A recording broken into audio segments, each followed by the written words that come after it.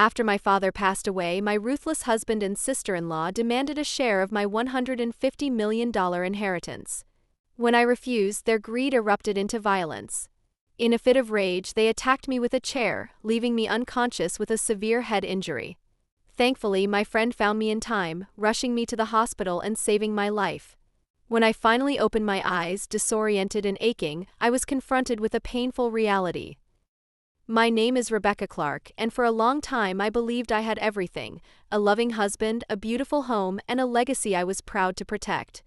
But now, as I sit here ready to share my story, I realize how fragile those illusions were. Greed has a way of twisting even the most familiar faces into unrecognizable strangers. My father's passing a year ago left me with his $150 million fortune. To the world it was just money, but to me it was his life's work, a legacy built on years of dedication and real estate. On his deathbed, I promised him I would honor his wishes to use the inheritance for charitable causes and protect the family name. At first, Eric, my husband, appeared supportive. He was everything I thought I needed: charming, intelligent, and seemingly aligned with my ambitions. We lived a life of luxury in our Manhattan townhouse. But after my father's will was read, Eric's demeanor shifted. The man who once claimed to value love over material wealth became consumed with the fortune. "Rebecca, we could do so much with that money," he would say, his tone smooth but insistent. "A vacation home in the Hamptons, smart investments to double its value. Why not think about us for once?" I tried to make him understand that the money wasn't ours to spend frivolously. It was a responsibility tied to my father's dream. But the more I said no, the more tension grew between us. What I didn't realize was that Eric's frustration was masking something far more sinister. The real trouble began when Charlotte, Eric's older sister, got involved. Charlotte was complicated. At 40, unmarried and perpetually bitter, she had little patience for subtlety. Unlike Eric, she didn't bother hiding her disdain. "You're sitting on a gold mine and too blind to see it," she sneered during one heated conversation. "Do you have any idea how many people would kill for that kind of money?" Her words left me unsettled, but I brushed them off. She was family after all. Surely her spiteful remarks were just her way of venting frustration. That was my first mistake, underestimating her. Things escalated when I caught Eric and Charlotte whispering in the living room late one night. Phrases like power of attorney and legal loopholes floated through the air. When I confronted Eric, he laughed it off. "You're imagining things, Becky. You've been under so much stress lately."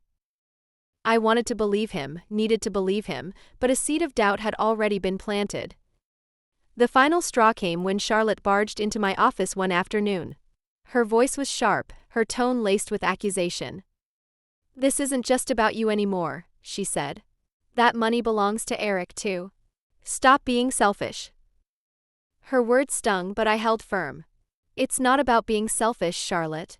It's about doing what's right. My father trusted me with this responsibility."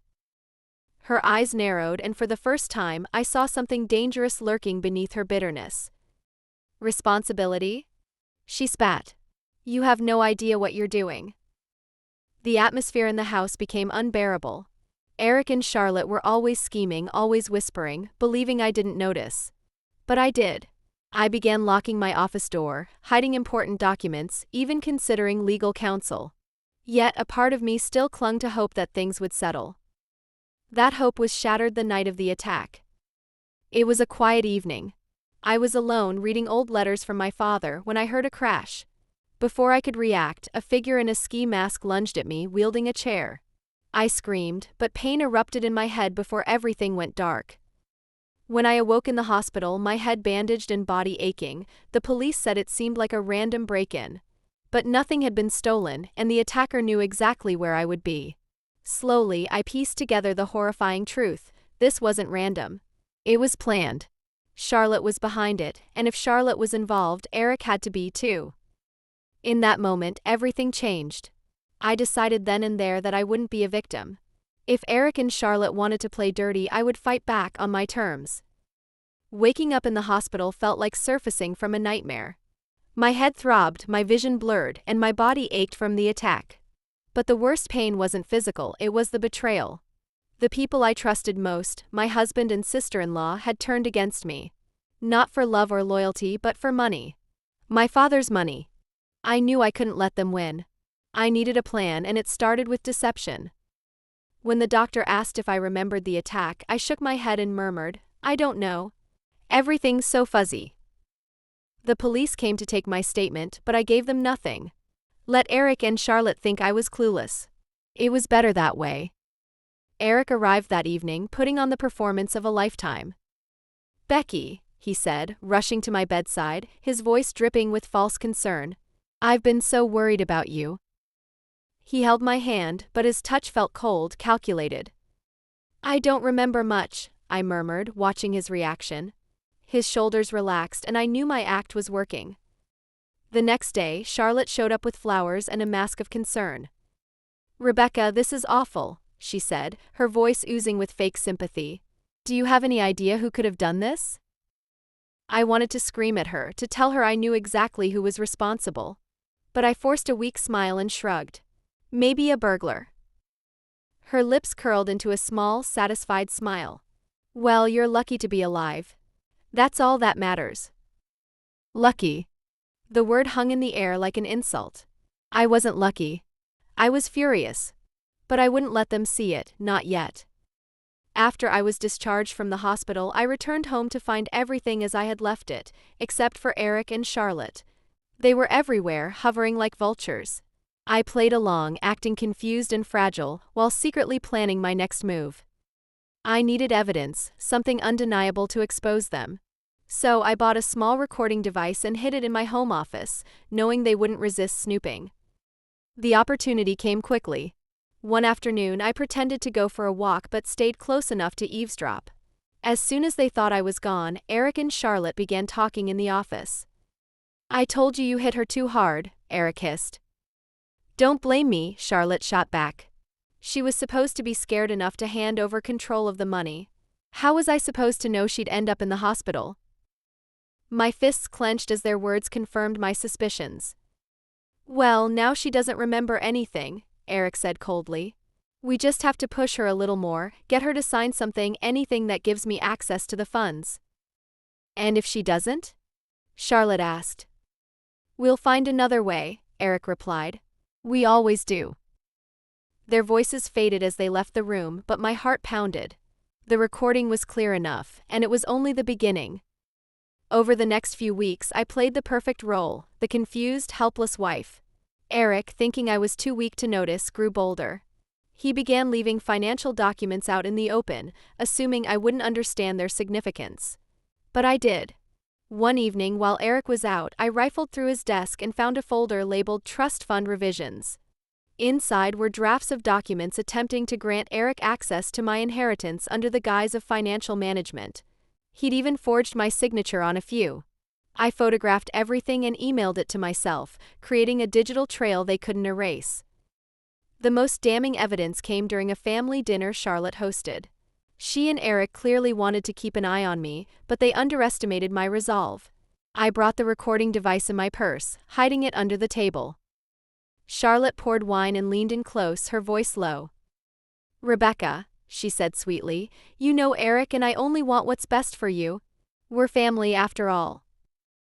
"Of course," I replied, keeping my tone light. "But you're not thinking clearly," she continued. "It's obvious you need help managing things. If you just sign over some of the responsibilities to Eric, we could take all the stress off your shoulders." I nodded, feigning naivety. "Maybe you're right. I'll think about it." That was all they needed to hear. By the end of the night, I had more than enough recorded evidence of their plans to manipulate me. Alone in my room that night, I replayed the recordings and reviewed the documents. Relief and rage coursed through me. I finally had proof. But their betrayal cut deeper than I could have imagined.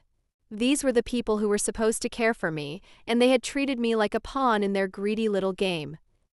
But the game wasn't over, not yet. I decided it was time to stop playing defense. If Eric and Charlotte wanted to destroy me, they'd have to pay the price. I knew exactly how to make that happen. I would host a grand charity gala in New York City, something my father had done annually to support causes he cared about. It would be the perfect stage to expose Eric and Charlotte's betrayal. They thought I was weak and clueless. That was their mistake. I was about to show them just how wrong they were. I spent weeks preparing, all while maintaining my act. Each time Eric asked about my memory recovery, I would shrug and say, "Nothing yet, but I'm trying." Charlotte, ever the schemer, visited often, offering her help while subtly pressuring me to give Eric control of the inheritance. Their confidence in my helplessness would be their downfall. The day of the gala arrived and the venue was breathtaking. The ballroom sparkled with chandeliers, elegant floral arrangements, and banners celebrating the charitable organizations we were supporting. Guests in tuxedos and gowns filled the room with chatter and laughter. Eric and Charlotte were, of course, mingling as if they hadn't spent months plotting my ruin. "Rebecca, this is incredible," Eric said, placing a hand on my shoulder as we greeted guests. "You've really outdone yourself." "Thanks," I replied with a polite smile. "Tonight's going to be unforgettable." If only he knew how true that was. As the evening progressed, I gave a short speech about my father's legacy, thanking everyone for their support. From the stage, I could see Eric and Charlotte near the front, smiling like they were part of my success. My stomach churned, but I pushed the feeling aside. The time for action had come. "Ladies and gentlemen," I began, my voice steady, "before we continue with tonight's program, I have something very important to share. It's personal, but I believe it's something everyone here deserves to know." The room fell silent as I walked to a large screen at the front of the ballroom. I nodded to the technician, and the recordings I had gathered over the past few weeks began to play. The first clip was from my home office, capturing Eric and Charlotte discussing the attack. Their voices filled the room, unmistakable and damning. "I told you you hit her too hard," Eric hissed. "Don't blame me," Charlotte snapped. She was supposed to be scared enough to hand over control of the money. Gasps rippled through the crowd. Guests exchanged shocked glances, whispers rising like a wave. Eric's face turned pale, and Charlotte's jaw dropped as they realized what was happening. The second recording played next, Charlotte at the family dinner, her voice dripping with false sweetness. "If you just sign over some of the responsibilities to Eric," she said, "we could take all the stress off your shoulders." By the time the recordings ended, the room was in an uproar. Guests were horrified, muttering about the audacity and betrayal. Eric stepped forward, his face a mask of desperation. "Rebecca, wait, this isn't what it sounds like," he stammered. I ignored him and addressed the audience instead. "These are the people I trusted most in the world. My husband and his sister conspired to rob me of my inheritance, using lies, manipulation, and violence.